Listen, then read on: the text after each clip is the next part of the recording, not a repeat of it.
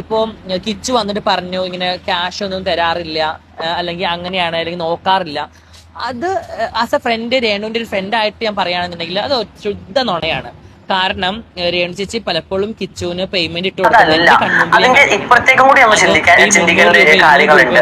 കാരണം ഇത്ര കാലം ഈ കുട്ടി എന്തുകൊണ്ട് ഇത് തുറന്നു പറഞ്ഞു? ഈ രണ്ട് വ്യക്തികളെ പറയേണ്ട കാര്യമില്ല, വേറൊന്നുമല്ല. ജാസിയും ശ്രീലക്ഷ്മിയും സ്വന്തം കുടുംബം പോലും നോക്കാണ്ട് ഒരു കല്യാണവും കഴിച്ചിട്ട് ആ ഒരു പെൺകുട്ടിയെ വേണ്ടാന്ന് വെച്ചിട്ട് ഹണിമൂണും കഴിഞ്ഞൊരു വ്യക്തിയാണ് ഇപ്പൊ പെണ്ണായി എന്ന് പറഞ്ഞിട്ട് വന്നിരുന്ന് പറയുന്ന പോക്കൃത്തരങ്ങൾ. സ്വന്തം കുടുംബം നന്നാക്കിയിട്ടില്ല. ഇപ്പുറത്തുനിന്ന് ഒരു കുഞ്ഞുള്ളതാണ്, ആ ഒരു കുഞ്ഞിനെയും വേണ്ടാന്ന് വെച്ചിട്ടാണ് വന്നിരുന്ന് ഇങ്ങനെ പ്രസംഗിച്ചുകൊണ്ടിരിക്കുന്നത്. അപ്പൊ ഒന്ന് ആലോചിച്ച് നോക്കിയേ, എന്താണ് ഇവരുടെയൊക്കെ ഒരു ചിന്താഗതി പോകുന്ന പോക്കെന്ന്. കിച്ചു കഴിഞ്ഞ ദിവസം ഒരു വീഡിയോയിൽ വന്ന് പറഞ്ഞിട്ടുണ്ടായിരുന്നു, അവന്റെ ജീവിതത്തിൽ അവന്റെ ലൈഫ് സ്റ്റോറി എന്ന് പറഞ്ഞിട്ട് ഒരു കാര്യം പറഞ്ഞിട്ടുണ്ടായിരുന്നു. അത് ആ സ്റ്റോറി പറഞ്ഞത് മുതൽ കുറെ ആൾക്കാർ അങ്ങോട്ട് പൊട്ടിത്തെറിക്കുകയാണ്. എന്ത് ചെയ്യണമെന്ന് അറിയില്ല, കാരണം ആ ഒരു കുട്ടി സത്യം തുറന്നു പറഞ്ഞല്ലോ. അപ്പൊ എനിക്ക് ചോദിക്കാനുള്ളത്, ഈ ജാസിക്ക് എന്ത് യോഗ്യത ഇരിക്കുന്നു ആ ഒരു കുട്ടിയെ കുറിച്ച് പറയാൻ വേണ്ടിട്ട്? ഈ ശ്രീലക്ഷ്മിക്ക് എന്ത് യോഗ്യത ഇരിക്കുന്നത്? ഈ രണ്ടെണ്ണത്തിന് എന്തെങ്കിലും യോഗ്യതയുണ്ടോ? ഒരു യോഗ്യതയില്ല. കുടുംബം നോക്കി കുട്ടികളെ നോക്കിയിരിക്കുന്ന ഒരു വ്യക്തിയാണെങ്കിൽ ശരി, ആ ഒരു യോഗ്യത ഉണ്ടെന്ന് പറയാം.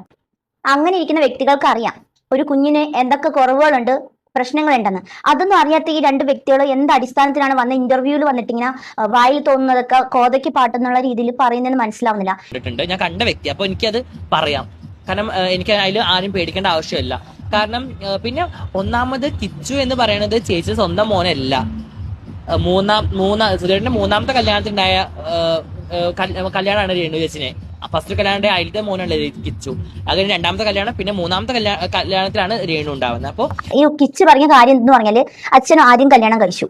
ആ ഒരു കല്യാണത്തിൽ അമ്മ വേറെ ആരുടെ പോയിട്ടുണ്ടായിരുന്നു. രണ്ടാമതാണ് ഈ ഒരു വീണ എന്ന് പറയുന്നത്. അവർക്കും രണ്ട് മക്കൾ ഉണ്ടായിരുന്നു. അത് ഈ കിച്ചുവിനെ അറിയത്തില്ലായിരുന്നു. എന്നിട്ടും മൂന്നാമതും ഈ രേണു സുധി അതിന്റെ ഇടയിൽ വലിഞ്ഞു കയറി ചെന്നിട്ടുണ്ടായിരുന്നു. അങ്ങനെ ആ ഒരു വീട്ടിൽ നിന്ന്, ആ കൊല്ലം സുധിയുടെ വീട്ടിലുണ്ടായിരുന്ന കൊല്ലം സുധിയെ വലിച്ചവിടുന്ന് വേരോടെ പിഴുതെടുത്ത് സ്വന്തം വീട്ടിലേക്ക് പുനഃസ്ഥാപിക്കുകയാണ് ഈ രേണു സുധി ചെയ്തിട്ടുണ്ടായിരുന്നത്. അപ്പോൾ ആ ഒരു സ്ഥാനത്ത് നിന്ന് ആ ഒരു കിച്ചും ആ ഒരു വീട്ടിലേക്ക് പോകാനുണ്ടായത്. അപ്പൊ അന്ന് മുതൽ ആ ഒരു കുട്ടിക്ക് സമാധാനമില്ല.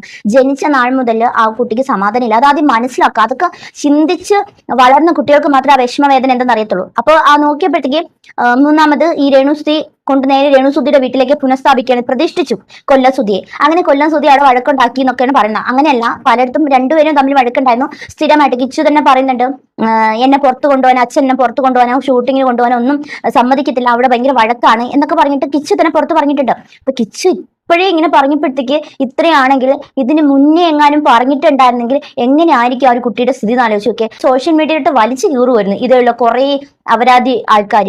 ആലോചിച്ച് നോക്കിയേ, എന്ത് മാന്യത ഇരിക്കുന്നു നോക്കി. ആ ഒരു കുട്ടിക്ക് ഉണ്ടാവുന്ന മനസ്സമാധാനം, സന്തോഷം. ബാല്യകാലം വരെ നഷ്ടപ്പെട്ട ഒരു കുട്ടിയാണ്. ആ കുട്ടിയോടാണ് വീണ്ടും വീണ്ടും ഈ ക്രൂരത ചെയ്തിരിക്കുന്നത്. ആ കിച്ചുവിന് അയച്ചു കൊടുത്തിരിക്കുന്ന പൈസയുടെ ഡീറ്റെയിൽ 100, 200, 300 ഒക്കെയാണ്.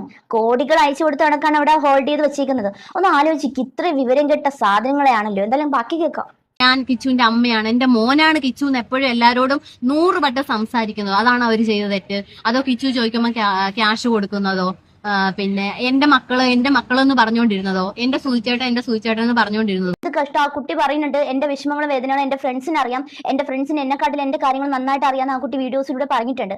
അതുപോലും മനസ്സിലാക്കാൻ പറ്റിയിട്ടില്ലെങ്കിൽ നിങ്ങൾ രേണുവിനെ സപ്പോർട്ട് ചെയ്തോളൂ. നിങ്ങൾ രേണു സുധിയെ സപ്പോർട്ട് ചെയ്യുക, നിങ്ങൾ അവരിന്ന് പണം വാങ്ങി ജീവിക്കുക, എന്താണെന്ന് ചെയ്തു. പക്ഷേ ഈ ഒരു പോക്കർത്തനം ചെയ്യാതൊരിക്കലും. ഒന്നുമില്ലെങ്കിൽ അത് ആ കുട്ടി പഠിക്കണം. ആ കുട്ടി നിൽക്കുന്ന നിപ്പില് ഡിപ്രഷൻ എന്തെങ്കിലും വന്ന് ചെയ്തു പോയാൽ പിന്നെ ഈ രേണു സുധിയും കാണത്തില്ല, നിങ്ങൾ ആരും കാണത്തില്ല. ആ കുട്ടിക്ക് നഷ്ടമാകുന്ന ആ കുട്ടിയുടെ ജീവിതമാണ്, ആ കുട്ടിയുടെ വീട്ടുകാരെ ആയിരിക്കും. ഒന്ന് ആലോചിച്ച് നോക്കിയാൽ, അച്ഛനെ നഷ്ടപ്പെട്ട്, അച്ഛൻ എന്ന ഒരു സ്ഥാനം, അച്ഛൻ കൊടുത്തതോ ഒരു സ്നേഹമില്ല, വളർന്നതോ ഒരു സ്നേഹമില്ല. ആ ഒരു കുട്ടി ഭൂമിയിലേക്ക് വന്ന മുതലേ ഒരു സ്നേഹമില്ലാത്തൊരു കുടുംബത്തിനകത്താണ് വളർന്നത്. അപ്പൊ ഒന്ന് ആലോചിക്കുക, ആ കുട്ടി ഇത്രയും നാൾ സഹിച്ചിട്ടുണ്ടെങ്കിൽ ഇപ്പം അവരുടെ കൂത്താട്ടം കണ്ടിട്ട് തന്നെ ആയിരിക്കും ആ ഒരു കുട്ടി പ്രതികരിച്ചിട്ടുണ്ടായിരിക്കാം. ആ കുട്ടി ലാസ്റ്റ് ആ വീഡിയോയിൽ പറയുന്നുണ്ട്, എങ്കിൽ ഇവരെ കാരണം എന്റെ കൂട്ടുകാരുടെ അമ്മമാരുടെ മുഖത്തേക്ക് നോക്കാൻ പോലും നാണക്കേടാന്ന്. അതും നിങ്ങളാരും കേട്ടിട്ടില്ലായിരുന്നു. ഈ രേണുസുധിയുടെ കുറെ ഗ്യാങ്ങുകൾ ചേർന്നിട്ട് കിച്ചുവിനെ വലിച്ചു കീറുന്ന പോലെയാണ് എനിക്ക് തോന്നുന്നത്. അപ്പൊ കിച്ചു ഇതിനെതിരെ എന്തായാലും നിയമ നടപടി സ്വീകരിക്കുന്നതായിരിക്കും നല്ലത്. കാരണം ആരെന്ത് പറഞ്ഞാലും കിച്ചു നിയമത്തിന്റെ രീതിയിൽ പോകുന്നതായിരിക്കും നല്ലത്. കാരണം എന്തെങ്കിലും സംഭവിച്ചു പോയാൽ നഷ്ടപ്പെടുന്ന ആ വീട്ടുകാർക്കായിരിക്കും. കൊല്ലം സുധിയുടെ വീട്ടുകാരെയാണ് ഇപ്പൊ ഇവർ നാണം കെടുത്തിക്കൊണ്ടിരിക്കുന്നത്. അതാദ്യം മനസ്സിലാക്കുക. ഒരാൾ ചെയ്ത തെറ്റിനാണ് ഇപ്പൊ പലരും തെറ്റ് ചെയ്തു എന്ന് പറഞ്ഞുകൊണ്ട് കാണിക്കുന്നത്. ഇതിന് ആ ഒരു കൊല്ലം സുധിയുടെ വീട്ടുകാർ ആരെങ്കിലും വന്നിട്ട് പുറത്തേക്ക് വന്ന് പറയണം, ഇന്നതുപോലെയാണ് പ്രശ്നം, ഇന്നതുപോലെ ആയിരുന്നു, എന്റെ കുട്ടി അങ്ങനെയാണ് ചെയ്തിരുന്നത്, ഈ സ്ത്രീ കാരണമാണ് കുട്ടി ഇങ്ങനെ ആയതെന്ന് എന്താണെന്ന് വെച്ചാൽ ഇനി അങ്ങനെ ആണെങ്കിലും അല്ലെങ്കിലും തുറന്നു വന്ന് മീഡിയാസിന്റെ ഫ്രണ്ടിൽ വന്ന് പറഞ്ഞില്ല എന്നുണ്ടെങ്കിൽ കിച്ചുവിനെ അവര് വലിച്ചു കീറും. അങ്ങനെയാണ് തോന്നുന്നത് എനിക്ക് ഇത് കണ്ടിട്ട്. എന്തായാലും